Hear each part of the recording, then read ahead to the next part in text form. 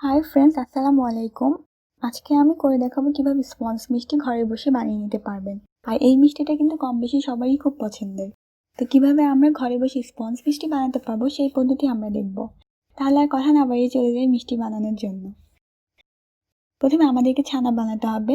ছানাটি তৈরি করার জন্য আমি এখানে 1.5 লিটার দুধ বসিয়ে দিয়েছি চুলায়। দুধটা যখন বলক উঠতে শুরু করবে তখনই আমরা ছানাটি তৈরি করে নিব। তো আমি বলক আসার জন্য অপেক্ষা করছি, আর চুলা আঁচ মিডিয়ামে দিয়ে আমি দুধটাকে জাল করে নিব। দুধটা যখন এরকম বলক উঠতে শুরু করবে এ পর্যায়ে আমি দিয়ে দিব ভিনেগার।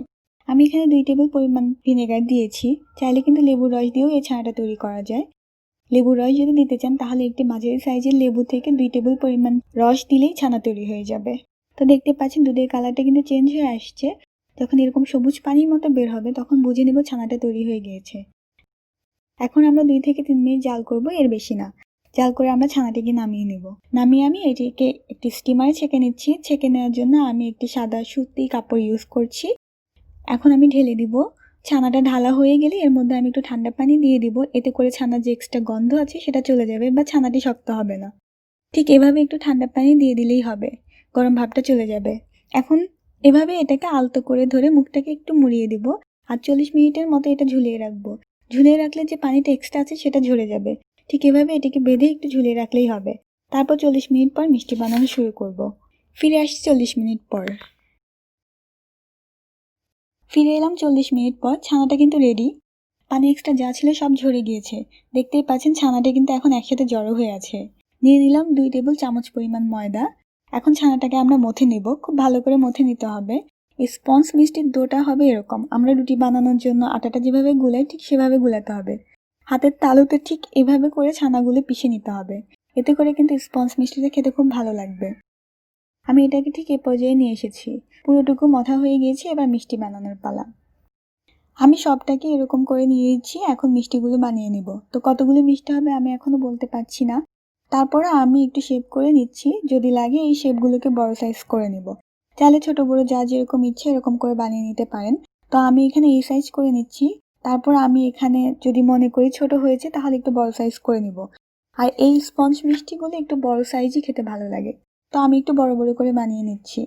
এখন আমরা মিষ্টির জন্য শিরা তৈরি করে নেব। আর খুব অল্প সময়ের মধ্যে শিরাটা আমি তৈরি করে দেখাচ্ছি। তো শিরা বানাতে চলে এলাম।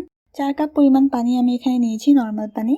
4 কাপ দিয়ে 4 কাপ পানি নিয়েছি। আর এই শিরাটা তৈরি করার জন্য আমাদেরকে পানির পরিমাণ বেশি দিতে হবে আর চিনির পরিমাণ কম।